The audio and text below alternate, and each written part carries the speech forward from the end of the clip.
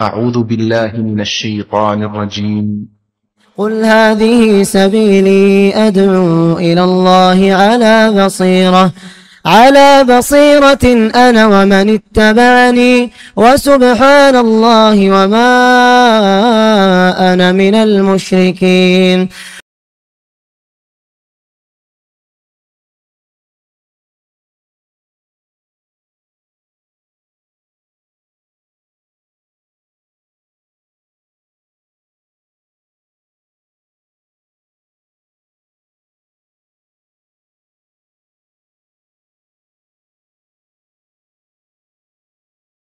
إن الحمد لله نحمده ونستعينه ونستغفره ونؤمن به ونتوكل عليه ونعوذ بالله من شرور أنفسنا ومن سيئات أعمالنا من يهده الله فلا مضل له ومن يضلله فلا هادي له ونشهد أن لا إله إلا الله وحده لا شريك له ونشهد أن محمدا عبده ورسوله.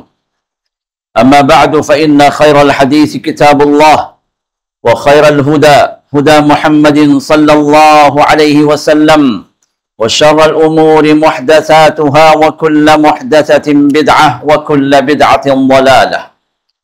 أيها المسلمون، فقد قال الله تعالى في كلامه العزيز: أعوذ بالله من الشيطان الرجيم. يا أيها الذين آمنوا بالله ورسوله والكتاب الذي نزل على رسوله والكتاب الذي أنزل من قبل ومن يكفر بالله وملائكته وكتبه ورسله واليوم الآخر فقد ضل ضلالا بعيدا. حاضرین جمعہ، ہر طرح کی حمد و ثنا، کبریائی و بڑائی، تحمید و تمجید، تقدیس و تسبیح صرف اللہ وحدہ لا شریک لہ کے لیے لائق ہے، جس نے ہمیں اور آپ کو عظیم ترین دولت سے، عظیم ترین نعمت سے نوازا، اور وہ ہے ایمان کی نعمت۔ کروڑا درود و سلام ہو ہمارے اور آپ کے آخری پیغمبر جناب محمد رسول اللہ صلی اللہ علیہ وسلم پر، جنہوں نے ہمیں ایمان کی طرف رہنمائی فرمائی، ایمان کو بڑھانے والے اعمال بتلائے، اور ایمان کے اندر کمزوری پیدا کرنے والے ان اعمال کو بھی آپ نے نشاندہی فرمائی جس سے ہمیں بچنا ہے۔ اللہ کے بندو، ایمان ایک ایسا نور ہے، ایک ایسی طاقت ہے، ایک ایسی قوت ہے جو در حقیقت مومن کی شان بھی ہے، اس کی آن بھی ہے، اس کی جان بھی ہے۔ ایمان کے بغیر کوئی ایمان والا ہو ہی نہیں سکتا، اور بغیر ایمان کے کوئی انسان اللہ کو پہچان نہیں سکتا۔ جو اللہ کو نہ پہچانے وہ اللہ کی بات مان نہیں سکتا، جو اللہ اس کے رسول کی بات کو نہ مانے وہ اللہ کی جنتوں میں داخل نہیں ہو سکتا۔ دنیا بھی کامیاب اسی کی ہے جو ایمان والا ہو، صحیح ایمان والا، اور آخرت میں بھی کامیابی اسی کے لیے اللہ تعالیٰ نے لکھی ہے جو در حقیقت اللہ پر صحیح ایمان لا کر ایمانیات پر تصدیق کرنے کے بعد ان کو اپنے اعمال میں ڈھال لے، اور پھر اللہ کی جنتوں کا وہ حقدار بھی بن جائے۔ اللہ رب العزت نے سورۃ النساء آیت نمبر 136 میں جو میں نے آپ کے سامنے تلاوت کی، اس میں فرمایا: یا ایھا الذین آمنوا، اے لوگو جو ایمان لائے ہو، آمنوا باللہ ورسولہ، ایمان لاؤ اللہ پر اور اس کے رسول پر، والکتاب الذی نزل علی رسولہ، اور اس کتاب پر بھی جو اللہ تعالیٰ نے اپنے نبی پر نازل کیا، اور الکتاب الذی انزل من قبل، اور اس سے پہلے جو کتابیں اللہ نے نازل کی اس پر بھی ایمان لے آؤ۔ پھر اس پر اللہ نے فرمایا: ومن یکفر باللہ، جو اللہ کا انکار کر دے، کفر کر دے، وملائکتی، اور فرشتوں کا کفر کرے، وکتبہ، اور اللہ کی کتابوں کا کفر کر دے، ورسلہ، اور اللہ تعالیٰ کے رسولوں کا کفر کرے، والیوم الآخر، اور آخرت کا بھی کفر کر دے، انکار کر دے، فقد ضل ضلالا بعیدا، وہ بہت بڑی گمراہی کے اندر پڑا ہوا۔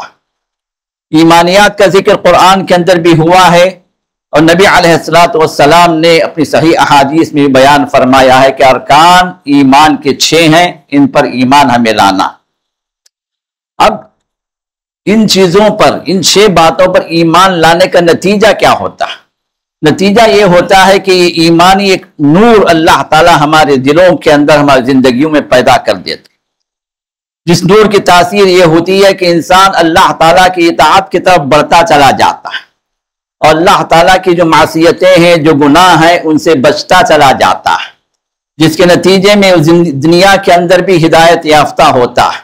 والذین اہتدوا زادہم ھدی وآتاہم تقواہم، اللہ تعالیٰ ایسے لوگوں کو ہدایت میں بھی آگے بڑھا دیتے ہیں، اور اللہ تعالیٰ کا تقوی بھی اللہ تعالیٰ عطا فرماتے ہیں۔ تو ایمان کی زندگی جو ہے وہ اطمینان والی، امن والی، کہ ایمان جو در حقیقت امن سے ہی ہے، کہ ایمان والی، امن والی اور سراپا رحمتوں والی اور ہر طرح کی گمراہی سے اپنے آپ کو بچانے والی زندگی ہوتی ہے۔ اب آج کا جو ہمارا موضوع ہے وہ یہ کہ ایمان کی کمزوری، ایمان میں کمزوری کے اسباب کیا ہیں اور ان کا علاج کیا ہے۔ کمزوری سے پہلے ہم ذرا ان کی طرف آتے ہیں جس سے ہمیں پتہ چلے کہ واقعیت ہمارا ایمان کمزور ہے۔ کیسے ہم پہچانیں، کن چیزوں کو رکھ کر، وہ کیا سمبلز ہیں جو انڈیکیٹ کرتے ہیں کہ ہمارا ایمان کمزور ہے۔ ایمان اصل میں وہ چیز ہے جو ہمیں اللہ تعالیٰ کی اطاعت میں، اللہ تعالیٰ کے احکام کی پابندی کرنے میں ہمیں آگے یہ چیز بڑھاتی ہے، ایمان ہمیں بڑھاتا۔ اسی وجہ سے ہم دیکھتے ہیں قرآن کریم کے اندر اللہ تعالیٰ نے یا ایھا الذین آمنوا کہا، اور کتنی مرتبہ کہا؟ 89 ٹائمز، 80 پر 9 مرتبہ اللہ تعالیٰ نے ایمان والوں کو پکارا، اور ہر مرتبہ ایمان والوں کو پکارنے کے بعد کوئی حکم اللہ نے دیا۔ عبداللہ بن مسعود رضی اللہ عنہ ارشاد فرماتے ہیں اللہ تعالیٰ نے جہاں کہیں بھی قرآن میں کہہ دیا یا ایھا الذین آمنوا، اے لوگو جو ایمان لائے ہو، اگر اللہ نے اس طرح پکار دیا ہے، ایمان کے حوالے سے اللہ تعالیٰ نے ہمیں خطاب کیا ہے، تو اس کا مطلب یہ ہے فَأَرْعِ سَمْعَكَ، تمہارے کان کو لگا دو اس کی طرف۔ کیوں؟ اس لیے کہ کوئی اللہ تعالیٰ فَأَمْرٌ يُؤْمَرُ بِهِ، کہ کوئی ایسا حکم ہے جو اللہ کرنے کا حکم دے رہے ہیں، اور نَهْيٌ يُنْهَى عَنْهُ، یا پھر یہ ایسا معاملہ ہے کہ اللہ تعالیٰ کسی معصیت کی طرف، کسی گناہ کی طرف اللہ تعالیٰ تمہیں بتا رہے ہیں کہ اس سے رک جاؤ۔ اللہ کا کوئی نہ کوئی حکم ہے، اور یہ تمام احکام جو بیان کیے گئے ایمان کے حوالے سے بیان کیے گئے۔ ایمان اگر نہ ہو تو انسان نہ سنے گا، نہ عمل کے لیے آگے بڑھے گا، نہ رکنے والی چیز سے رکے گا، نہ کرنے والی چیز کو کرے گا۔ تو ایمان ہی اصل طاقت ہے جو ہمیں اس معاملے میں آگے بڑھاتی ہے، اللہ تعالیٰ کی اطاعت سے بھی روک، اللہ تعالیٰ کی اطاعت کی طرف بڑھاتی ہے، اور اللہ تعالیٰ کی معصیت اور گناہوں سے بچاتی ہے۔ اور اسی وجہ سے ایمان کی تعریف میں سلف صالحین نے یہ بات کہی کہ ایمان کیا ہے؟ الایمان یزید و ینقص، ایمان کیا ہے؟ صرف دل سے سچ جاننا کافی نہیں ہے، بلکہ ایمان بڑھتا بھی ہے، گھٹتا بھی ہے۔ کیسے بڑھتا ہے؟ فرمایا کہ یزید بالطاعہ، کیسے گھٹتا ہے؟ ینقص بالمعصیہ، بڑھتا ہے اللہ کی اطاعتوں سے، اللہ کے فرما برداری جتنا کرتے چلے جائیں گے ایمان بڑھتا جائے گا، اور جتنے گناہوں میں ڈوبتے چلے جائیں گے اتنا ایمان کمزور ہوتا جائے گا۔ کیونکہ ہمیں اور آپ کو پتا ہے کہ رسول اللہ صلی اللہ علیہ وسلم کی مشہور حدیث ہے جس میں آپ نے ارشاد فرمایا کہ جب بندہ کوئی گناہ کرتا ہے، ایمان کیا ہے؟ جب ایمان والے کے دل کے اندر جب ایمان کی روشنی جگمگاتی ہے تو صاف شفاف ہوتا ہے، وہ نور سے پر ہوتا ہے، وہ دل منور ہوتا ہے جو ایمان والا دل ہے۔ اب اس دل کو آلودہ کرنے والی جو بات ہوتی ہے، یا اس دل کو جو ہے اس نور سے ہٹانے والی، اس نور کے اندر کمی کرنے والی جو بات ہوتی ہے، وہ اللہ کی نافرمانی ہوتی، وہ اللہ کے گناہ ہوتے ہیں۔ اسی وجہ سے جب بندہ گناہ کرتا ہے تو حدیث میں بات آتی ہے کہ اس کے دل پر ایک کالا دھبا لگا دیا جاتا ہے، اس گناہ کی تاریکی، اس گناہ کی تاریکی۔ اللہ کی اطاعت نور ہے، اور اللہ کی معصیت، اللہ تعالیٰ کی نافرمانی یہ تاریکی ہے۔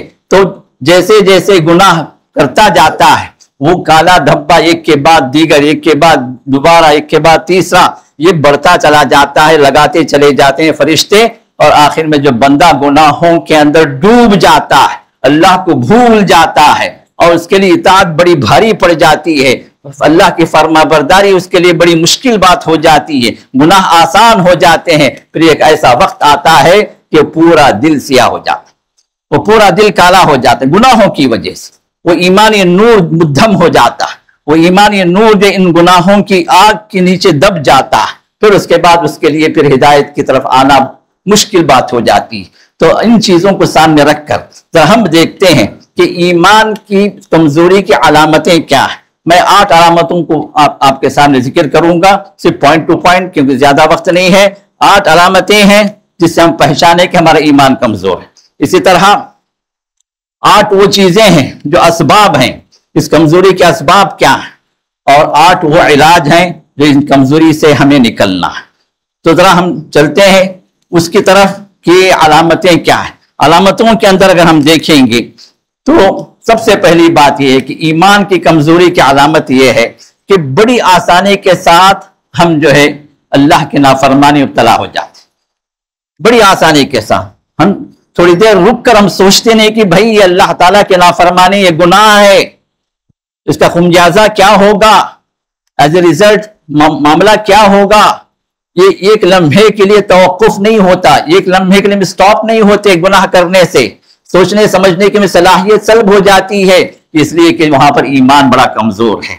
اللہ تعالیٰ کی معصیتوں میں انسان کا ڈوب جانا اور گناہوں کو معمولی سمجھ جانا۔ عبداللہ بن مسعود ارشاد فرماتے ہیں کہ مومن کے لیے یہ گناہ ایسا ہوتا ہے جیسا جو ہے گویا اس پر پہاڑ گر پڑ رہا۔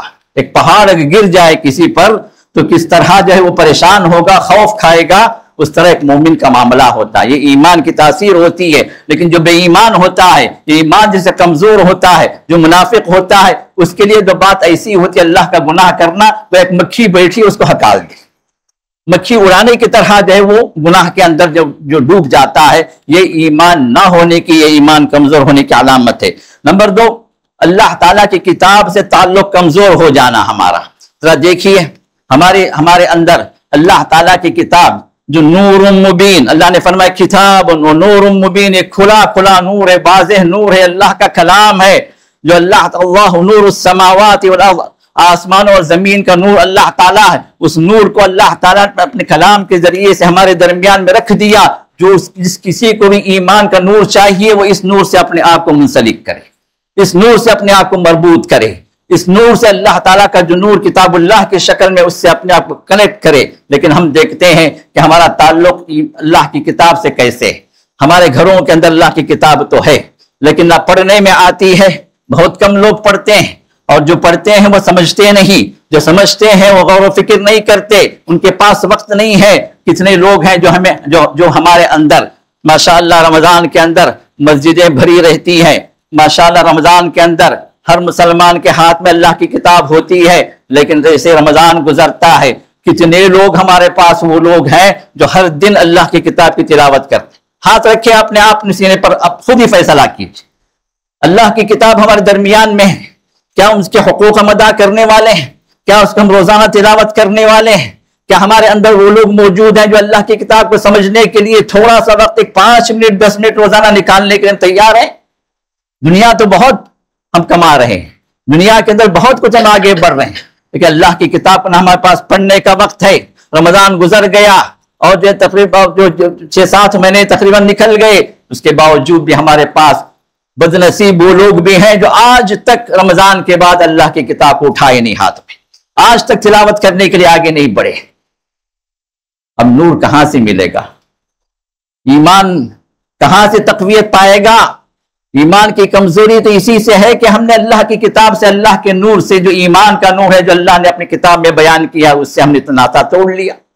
تو اللہ کی کتاب سے دور ہو جانا، نہ اس کو پڑھنا، نہ اس کو سمجھنا، نہ اس پر غور و فکر کرنا، نہ اس کی دعوت کو لوگوں تک پھیلانا، اس کے لیے ہم میں سے کوئی بھی آگے بڑھنے والے بہت ہی کم لوگ ہیں جو اس معاملے میں اس چیز کو لے کر ہم جو ہے سنجیدگی کے ساتھ سوچیں اور آگے بڑھیں۔ نمبر 3، شریعت کے احکام جب بھاری لگنے لگتے ہیں، یہ تو ہے ہی ہمارا مسئلہ، شریعت کا کوئی بھی حکم ہمارے لیے بھاری، کیوں؟ اس لیے کہ ایمان وہاں کمزور ہے۔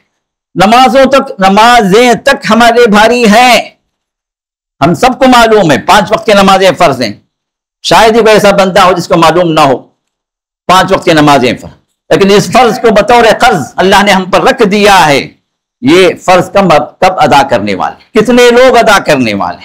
اب جمعے کے اندر ماشاءاللہ مسجدیں بھری ہیں، 3-4 فلور بھی ماشاءاللہ بھر گئے ہیں، کہ یہ حالت فجر میں ہے، یہ حالت ظہر میں ہے، یہ حالت عصر میں ہے. تو جمعے والی نمازی جب تک رہیں گے وہ ایمان کا نور ہمیں کیسے ملے گا، وہ تقویت کیسے ملے گی، وہ اللہ تعالیٰ کی رحمتیں کیسے اتریں گی؟ یہ ایمان کی کمزوری کی علامت ہے. انسان جب نماز چھوڑ دیتا ہے یا نمازوں کے اندر جو ہے کمی کر دیتا ہے یا اپنے من کی نمازیں پڑھتا ہے یا اپنے فرصت کی نمازیں پڑھتا ہے، در حقیقت یہ اس کے ایمان کی کمزوری کی علامت ہے. کیونکہ یہ منافقین کی مشابہت ہے. منافقین جو ہوتے تھے ان کے لیے نمازیں بڑی بھاری ہوتی تھی، خاص طور پر فجر اور عشاء ان کے لیے بہت بھاری ہوتی تھی. رسول اللہ صلی اللہ علیہ وسلم نے 2 نمازیں علامت کے طور پر بتائی کہ یہ منافقوں کی نشانی ہے، اور وہ نشانیاں ہمارے اندر دیکھیں گے ہم میں سے بہت ساروں کے اندر ہے. اور منافق کون ہے؟ جس کے اندر ایمان نہیں. تو ایمان کا ہونا نمازوں کی پابندی کی علامت ہے، نمازوں کی پابندی کرنا ایمان کی علامت ہے. اور نمازوں کے اندر کمی کرنا یا کہ اپنے اپنے وقت کے لحاظ سے نمازیں پڑھ لینا اور باقی نمازوں کو چھوڑ دینا، یہ ہمارے ایمان کی کمزوری کی علامت ہے. اسی طرح جو آدمی جس کے اندر ایمان کمزور ہو، دل پر ایک بوجھ طاری ہوتا ہے. بہت سارے لوگ آتے ہیں کہتے ہیں شیخ پریشان رہتا ہوں، سکون نہیں ہے، مال ہے بہت، دنیا کی نعمتیں بہت ہیں، بیپار اچھا چلتا ہے، بہت دولت ہے میرے پاس، لیکن سکون نہیں ہے، اطمینان نہیں ہے، پریشان رہتا ہوں. یہ در حقیقت اس ایمان کی کمزوری ہے. اللہ تعالیٰ کی اطاعتوں سے دور، اللہ کی معصیتوں میں بندہ ڈوبا ہوا ہے. اللہ نے فرمایا افمن شرح اللہ صدرہ للاسلام فہو علی نور من ربہ، جس کو اللہ تعالیٰ نے دل کو کھول دیا، جس کے دل کو اسلام کے لیے، تو وہ اللہ تعالیٰ کے نور پر ہے.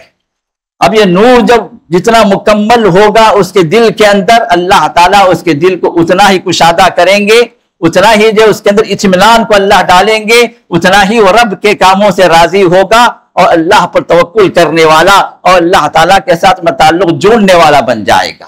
جتنا دور بھاگے گا، دنیا کے ہر دولت ہونے کے باوجود بھی اللہ تعالیٰ اس کے دل کو تنگ کر دیں گے. اللہ تعالیٰ اس کے دل سے اطمینان و امن کو اٹھا دیں گے، سکون و اطمینان کو اللہ ختم کر دیں گے. اور یہ معاملہ ہم میں سے بہت سارے لوگوں کے ساتھ میں ہے. ہر آدمی اپنے اپنے طور پر غور کرے. اور اسی طرح عبادات اور اطاعتوں میں اللہ کی فرما برداری میں لذت ختم ہو جاتی. ہم نماز پڑھتے ہیں، دل پر ہاتھ رکھ کے بتائیے ہم میں سے کتنے لوگوں کو نماز میں مزہ آتا؟ اگر مزہ آنے والا اگر ہوتا نا تو امام جیسے ہی سلام پھیرتے ہیں دوسرا قدم باہر نہیں رکھتے. کتنے لوگ ہیں نماز کے بعد تسبیحات بھی انہیں ضرورت نہیں ہے، بھاگنا ہے، بھائی ایک بوجھ ہے اتار کر پھینکو، نکلو. ایک فرض اللہ نے قرار دیا، اس فرض کو ادا کرو اور بھاگو. جس کو ایمان کی لذت مل جاتی ہے نا، وہ اللہ کی اطاعتوں میں ڈوب جاتا ہے. سلف صالحین کہتے ہیں اگر جو ہے وقت کے بادشاہوں کو یہ پتا چل جائے کہ ہمیں اللہ تعالیٰ کی عبادتوں میں اطاعتوں میں کتنی لذت ملتی ہے تو اس لذت کو حاصل کرنے کے لیے وہاں سے جنگ کریں گے. لیکن یہ لذتیں اللہ ایمان والوں کو عطا کرتے ہیں. اسی وجہ سے رسول اللہ صلی اللہ علیہ وسلم نے ارشاد فرمایا ذاق طعم الایمان، ایمان کا مزہ اس نے چکھ لیا. تو معلوم یہ ہو کہ ایمان کا بھی اپنی جگہ مزہ ہے. یہ مزہ صحابہ نے چکھ لیا تو انہیں دنیا کی کوئی مصیبت پریشان کرنے والی نہیں بنی، دنیا کی کوئی تکلیف انہیں جو اللہ سے دور کرنے والی نہیں بنی. دنیا کے اندر جتنی بھی مشکلات آئیں وہ انہوں نے جو خوشی کے ساتھ قبول کیا، کیونکہ ان مشکلات کے بعد اللہ تعالیٰ کی طرف قدم بڑھانا ہے، اللہ تعالیٰ کی رحمتوں میں داخل ہونا ہے. وہ ایمان نور کا مزہ ان کے دلوں کے اندر بھی تھا، ان کی زندگیوں کے اندر بھی تھا. اس لیے جو اللہ کے راہ میں سر کٹانا بھی ان کے لیے بڑی مشکل نہیں، اللہ کے رسول کے اشارے پر جو ہے آگے بڑھنا ان کے لیے مشکل نہیں. ہمارے لیے نماز کو اٹھ کر آنا مشکل ہے. فجر کی نماز میں ہمارا ایمان اتنا کمزور ہے کہ چادر کو ہٹا کر ہم اللہ تعالیٰ کے حضور حاضر ہوں وہ چادر بھاری ہو جاتی ہے. اور صحابہ وہ تھے جو پہلی رات کی بیوی ساتھ میں ہے اور ندا دی جا رہی ہے، اللہ تعالیٰ کے رسول کی طرف سے پکار ہے، دشمن حملہ کر رہا ہے، نکلو. چادر تو کیا بیوی کو بھی ہٹا دیے اور غسل کا بھی موقع نہیں ملا حضرت حنظلہ کو اور پہنچ گئے میدان جہاد میں. کیوں یہ فرق؟ وہ بھی تو جو ہے اللہ پر ایمان رکھنے والے، ہم بھی اللہ پر ایمان رکھنے والے، وہ بھی نبی کے فالوور، ہم بھی نبی کے پیروکار. فرق کیا ہے؟ فرق یہی، ایمان ہمارا کمزور، ان کا ایمان بڑا قوت والا. یہ ایمانی قوت جتنی زیادہ ہوگی اتنی زیادہ اللہ کے راہ میں قربانیاں، اتنی زیادہ اللہ تعالیٰ کے دین پر چلنا آسان ہوگا. آج ہمارے لیے مشکل یہی ہے کہ ہم ان عبادات سے، ہم ان کی لذتوں سے محروم ہو گئے. اسی طرح نمبر 6، اس دین کو پھیلانے کی ذمہ داری ہم اپنے آپ کو جو ہے ذمہ دار نہیں سمجھتے. کتنے لوگ ہیں ماشاءاللہ اپنے طور سے جو ہے کیا کر لیتے ہیں، عبادات کر لیتے ہیں، نماز پڑھ لیتے ہیں. بیوی خود کی نماز نہیں پڑھتی، خود توحید پر آ گئے. بچے جو ہے کسی پیر کے قدموں میں ہیں، یا کسی مزار پر سجدے کر رہے ہیں، یا کسی جو ہے درگاہ کے نیازیں جو ہے وہ بانٹ رہے ہیں. کوئی فکر نہیں ہمیں. بھئی ہم تو توحید والے ہیں. اللہ کے قسم اللہ آپ سے پوچھے گا، آپ ذمہ دار ہیں، آپ ذمہ دار ہیں. جو بھی آپ کے ڈیپینڈنٹ ہیں ان کی ہدایت کے لیے آپ نے کیا کیا، یہ رب کا سوال ہوگا. اس سوال کے لیے ہم نے کیا جواب تیار کر رکھا ہے؟ کبھی ہم نے سوچا؟ ان لوگوں کی دنیا کے لیے ہم سب کچھ کر رہے ہیں، ان لوگوں کی دنیا کے لیے ہم سب کچھ کرنے کے لیے اپنے آپ کو بندہ فنا کر دیتا ہے، اپنے آپ کو مال حرام میں لے جاتا ہے، اپنے آپ کو جن بچوں کی خوشی کے لیے، ان کے فیوچر کے لیے انٹرسٹ بیسڈ لونز لیتا ہے اور اپنے آپ کو سود میں ملوث کرتا ہے. اللہ تعالیٰ کی سب سے بڑی نافرمانی شرک کے بعد اگر دیکھا جائے، جس پر اللہ اس کے رسول نے جنگ کا اعلان کیا اپنی کتاب کے اندر، اس جنگ کے اعلان کے لیے تیار ہو جاتا ہے. انٹرسٹ بیس لونز کے اندر، کبھی گھر کے لیے، کبھی تجارت کے لیے، کبھی بیوی کی خوشی کے لیے، کبھی بچوں کے فیوچر کے لیے، ان کے لیے اپنے آپ کو برباد کر دیتا ہے. دنیا بھی اس کی برباد ہے، خسرت دنیا والآخرہ، دنیا بھی اس کی برباد ہوئی، آخرت بھی برباد. کبھی ہم نے سوچا؟ یہ ہمارے ایمان کی کمزوری ہے، جو دنیا کو ہم نے ترجیح دی ہے اور اللہ کے دین کو پھیلانے کی ذمہ داری سے غافل ہو گئے. اس طرح فرائض اور حقوق میں کوتاہی کرنا، دنیا کی لذتوں میں ڈوب جانا، اور آخر چیز اس میں 8ویں چیز کیا ہے، موت اور آخرت کی یاد سے غافل ہو جانا. رسول اللہ صلی اللہ علیہ وسلم نے فرمایا، زوروا القبور فإنها تذکر الآخرہ، قبروں کی زیارت کرو.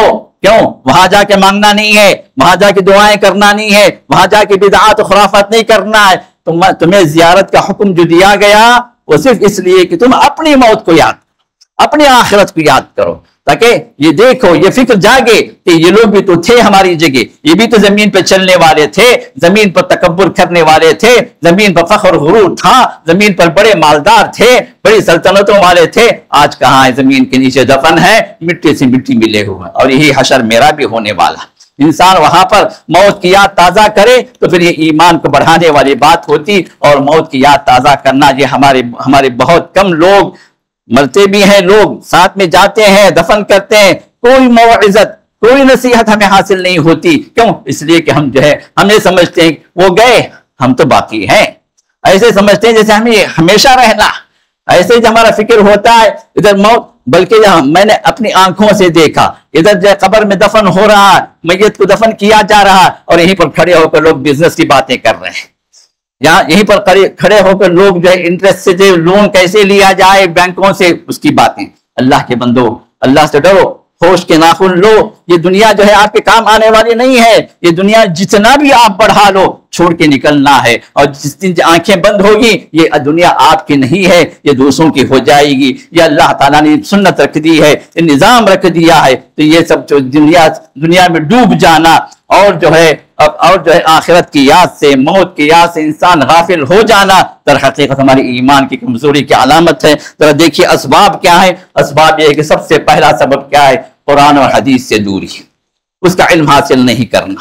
جہالت ہمارے اندر کوٹ کر ہم جو ہے بڑے دھڑلے کے ساتھ کہتے ہیں بھائی ہم جو ہے ہمارے پاس قرآن ہے، ہمارے پاس نبی کا فرمان ہے. لیکن کتنے لوگ قرآن کو جانتے ہیں؟ کتنے لوگ نبی کے فرمان کو جان کر اس پر عمل کرنے آگے بڑھتے ہیں؟ قرآن حدیث کی تعلیم ہمارے پاس نہیں ہے، جس کی وجہ سے گمراہیاں ہمارے ہر در کے اندر آئی ہیں، ہر گھر کے اندر آئی ہیں، ہر عمل کے اندر آئی ہیں، ہر قول کے اندر آئی ہیں. گمراہی اور تر رہا ہے کہ ہم اس گمراہی کو ہدایت سمجھے ہوئے. جو ہدایت کی بات آپ کو بتانے والا ہے اس کو جو وہابی کا لیبل لگاتے ہیں، جو توحید کی بات آپ کو بتانے والا ہے اس کو گمراہ کا لیبل لگاتے ہیں، جو آپ کو اللہ کی جنتوں تک بلانے والا ہے اس کو کافر قرار دیتے ہیں. یہ ہے ہماری گمراہی کی حد. اور مسئلہ کیا ہے کہ انسان اگر اپنے آپ کو جاہل سمجھتا ہے تو علم کو حاصل کرتا ہے، اپنے آپ کو جاہل سمجھ، ہاں بھائی میں جاہل ہوں، مجھے نہیں معلوم، تو کیا کرے گا؟ اس جہالت کو دور کرے گا۔ لیکن جو انسان اس جہالت ہی کو علم سمجھے، اس جہالت ہی کو جو ہدایت سمجھے، اس گمراہی کو جو ہے وہ صحیح بات سمجھے، تو پھر زندگی بھر اسی جہالت میں ڈوبا رہے گا، اسی گناہ کے اندر پڑا رہے گا، اور اس سے نکلنے کے لیے نہ کوشش کرے گا، نہ اللہ اس کو توفیق دیتے ہیں۔ یہی حال آج ہمارا معاشرہ شرک میں ڈوبا ہوا ہے، جگہ جگہ شرک ہے، جگہ جگہ مزاریں ہیں، جگہ جگہ جھنڈے ہیں، جگہ جگہ اللہ غیر اللہ کی نیازیں دی جا رہی ہیں۔ اور یہ 12ویں کا مہینہ جو گزر رہا ہے، اس میں کتنے لوگ ہیں جو رسول اللہ کے نام کی 12ویں جنہوں نے کی ہے، اور اللہ کے رسول کو مل جا سمجھ کر ان کو انہوں نے پکارا ہے، یا رسول اللہ کے نعرے لگے ہیں، اور جو ہے ان کی محبت کا دم بھرتے ہوئے ان کو پکارا گیا، اللہ کی صفات ان کو دی گئی۔ کیا جہالت نہیں ہے؟ کیا قرآن حدیث سے دوری نہیں ہے؟ اگر حقیقت میں اگر آپ قرآن کو پڑھنے والے بنتے، اگر حقیقت میں رسول اللہ کے تعلیمات کی سمجھ آپ کو آتی، تو سب سے پہلی چیز یہ ہوتی کہ ہماری زندگیوں سے شرک نکل جاتا، ہم توحید کی طرف آ جاتے، اللہ کے رسول کی پیروی کرتے ہوئے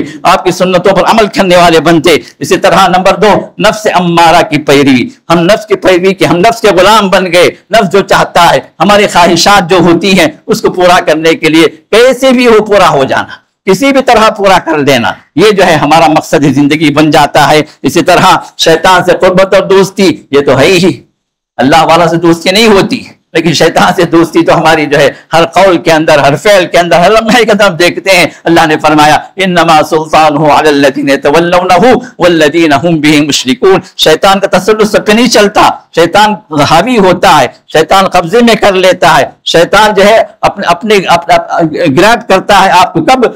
جو لوگ اس کو دوست سمجھتے ہیں، جو لوگ اس سے دوستی اختیار کرتے ہیں، جو شیطان کی راہ پر چلنا چاہتے ہیں، شیطان ان کو اپنی راہ پہ لے کے جاتا۔ شیطان جب قیامت میں یہ انکار کر دے گا، یا اللہ میں ان کی گمراہی میں کچھ نہیں کیا، ان کا ہاتھ نہیں پکڑا، ان کو زور زبردستی کر کے جو ہے میں گمراہی پر نہیں لایا، فلا تلومونی ولوموا انفسکم ما انا بمصرخکم وما انتم بمصرخی۔ جہنم میں جب دونوں جلیں گے، شیطان بھی ہوگا، شیطان کے چیلے بھی ہوں گے، شیطان کے راہ پر چلنے والے ہم جیسے لوگ بھی ہوں گے، تو وہاں پر جو ہے شیطان کو جب بلیم کریں گے، تیری وجہ سے ہم یہاں پہنچے، تو شیطان کہے گا یہ کیا بات ہوئی، فلا تلومونی، مجھے آج ملامت نہ کرو، اپنے آپ کو ملامت کرو، میں نے کب کہا، میں نے کب تم سے زبردستی کی، میں نے صرف ایک راہ دکھلائی، راہ اللہ نے بھی دکھلائی، راہ میں نے بھی دکھلائی، کچھ باتیں میں نے تمہارے سامنے مزین کر کے پیش کی اور تم لپٹ پڑے۔ یہ نفس امارہ، یہ شیطان کی دوستی اور اس کی طرف چلنا اور اس کی طرف اس کے اشاروں پر ناچنا، یہ ہم جیسے لوگوں کی ایمان کی کمزوری کے اسباب ہیں۔ اسی طرح دنیا کے لیے جینا، ہم جیتے ہیں دنیا کے لیے، ہم بلڈنگیں بناتے ہیں دنیا کے، ایسے بنا رہے ہیں ماشاءاللہ کہ کبھی ہمیں جانا ہی نہیں۔ ایسے پروگرامز ہمارے ہوتے ہیں کہ 500 سال 600 سال تک معاملہ ویسے ہی رہے، جبکہ آدمی اگلے لمحے کی غفلت، اگلا لمحہ کیا ہوگا، اگلا لمحہ وہ پائے گا نہیں پائے گا، اگلی سانس کی ڈور اس کی چلے گی نہیں چلے گی، کوئی پتہ نہیں، ہمیں معلوم ہے اچانک موت آتی ہے، پھر اس کے باوجود بھی یعلمون ظاہرا من الحیات الدنیا وهم عن الآخرۃ هم غافلون، دنیا کی ظاہری زندگی تو ان کو معلوم ہے، لیکن آخرت کی زندگی سے غافل پڑے ہیں۔ تو لہذا آخرت کے حساب سے غافل ہو جانا، دنیا کے لیے جینا اور آخرت سے غافل لوگوں کی صحبت، کیونکہ صحبت کا بڑا اثر ہوتا ہے، صحبت کا بڑا اثر ہوتا ہے۔ اچھے لوگوں کی صحبت آپ اختیار کریں گے تو اچھائی کی طرف آئیں گے، برے لوگوں کی صحبت اختیار کریں گے تو برائی کی طرف جائیں گے۔ اللہ کی یاد دلانے والے لوگ، اللہ کی طرف بلانے والے لوگ، اللہ کے دین پر چلنے والے لوگوں کی طرف آپ آئیں گے، ان کی صحبت اختیار کریں گے، پھر آخرت کی یاد بھی تازہ ہوگی، دنیا سے بھی تعلق کم ہوگا، اللہ تعالیٰ کی اطاعت طرف آئیں گے، اللہ کے معصیتوں سے گناہوں سے اپنے آپ کو بچا پائیں گے۔ لیکن ہمارے سراؤنڈنگز میں جو لوگ ہوتے ہیں، اگر آپ نماز کے پابند بھی ہوں تو ایسے لوگ ہوتے ہیں جو نماز سے آپ کو ہٹانے والے، اگر آپ توحید پر بھی ہوں تو ایسے لوگ ہمارے سراؤنڈنگ میں ہوتے ہیں جو یہاں پر ارے بھائی کب سے پکار رہا بھائی، تو کب سے نماز پڑھ رہا ہے، کب سے اللہ اللہ بول رہا ہے، کیا ہوا، کیا فائدہ ہوا تجھے، کیا مسئلے حل ہوئے تجھے، چل یہ جو ہے بڑے بابا ہے، یہ جلال والے بزرگ ہیں، یہ بڑے قوتوں والے ہیں، بڑے ان کے پاس طاقت ہے، آجا یہ وقت ذرا چڑھاوا چڑھاتے، ایک جمعرات کو جو پھول چڑھاتے، ایک مرتبہ نیاز دے دے، پھر دیکھ کیا ہوتا ہے۔ اور شیطان بھی ایسے اسباب اختیار کرتا ہے اس بندے کو اللہ کی ہدایت سے نکال کر اس بندے کو رہنمائی اس شرک کی طرف کرتا ہے، جس کے بعد وہ پھر زندگی بھر اسی شرک میں ڈوبا رہتا ہے۔ تو اللہ والوں کے ساتھ، توحید والوں کے ساتھ، اللہ تعالیٰ کے نبی کی سنتوں کی پیروی کرنے والوں کے ساتھ اگر آپ رہیں گے تو انشاءاللہ ہدایت پر رہیں گے۔ اور گناہوں کی کثرت سے دل کا سخت ہو جانا،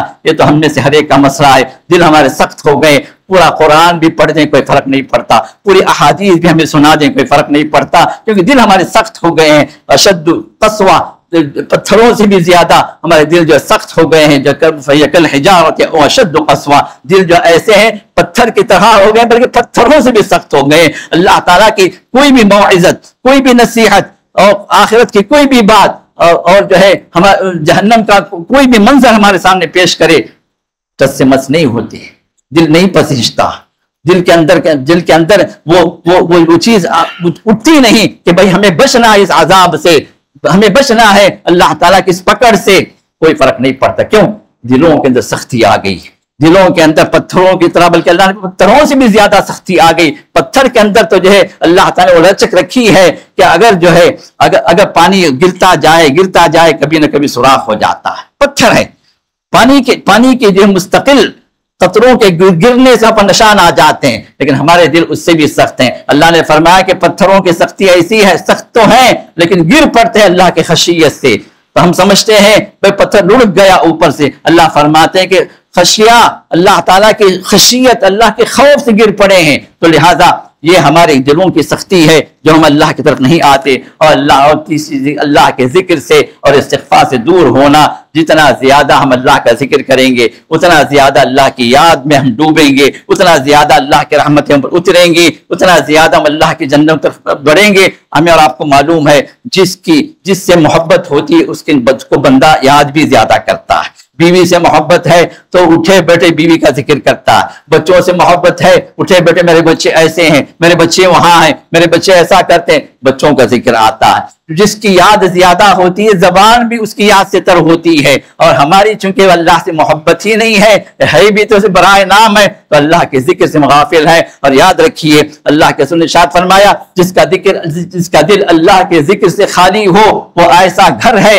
جو خرب کل بیت الخرب، ویران گھر ہے، اور ویران گھروں میں شیطان آباد ہوتے ہیں۔ جہاں اللہ کا ذکر ہوتا ہے وہاں شیطان بھاگتا ہے، اور جہاں شیطانوں کا ذکر ہوتا ہے میوزک ہیں، گانے ہیں، بجانے ہیں، زنا کے اسباب ہیں، اور عورتوں اور مردوں کا چلن ملن ہے، اور ایسی جگہ پر شیطان حاوی ہوتا ہے، اللہ کا ذکر وہاں سے خالی ہوتا ہے، وہ دل بھی خالی ہوتا ہے، وہ جگہ بھی خالی ہوتی ہیں، تو اللہ کی معصیتیں بڑھ جاتی ہیں۔ تو ایمان کی کمزوری کی علامت ہے۔ اور اسباب کے ساتھ علاج کی طرف اگر آپ آئیں تو یہ جو اسباب میں نے 8 اسباب بتائے، اس سے ہٹنا اور جو ہے ان چیزوں کو نہ کرنا در حقیقت یہ علاج ہے۔ جو اگر آپ غور سے سنیں گے اس خطبے کو تو یہ 8 چیزیں جو بطور اسباب، کمزوری کے اسباب میں نے بیان کیے ہیں، وہی جو ہے ان سے ہٹ جانا، اللہ کی طرف آ جانا، اللہ کے ذکر میں مشغول ہو جانا، اللہ کی اطاعت اور اللہ تعالیٰ کی عبادتوں کو کما حق و ادا کرنا، ان چیزوں کی طرف اگر آئیں گے، دنیا کے اندر لذتوں کی کمی، دنیا کے اندر زہد و تقوی، دنیا سے کنارہ کشی،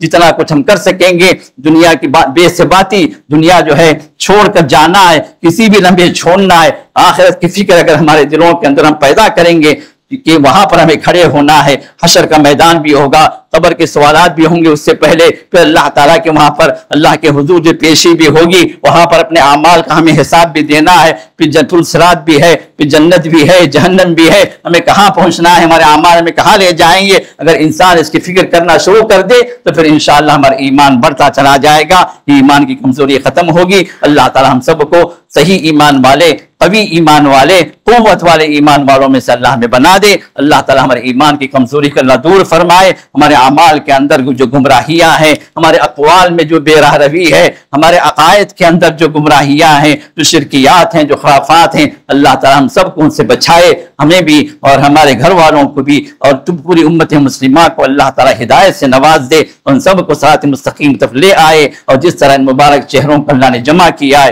اپنی جنتوں میں بھی اللہ ہم سب کو جمع فرمائے، آمین یا رب العالمین۔ بارک اللہ لنا ولکم فی القرآن العظیم ونفعنی وإیاکم بالآیات والذکر الحکیم۔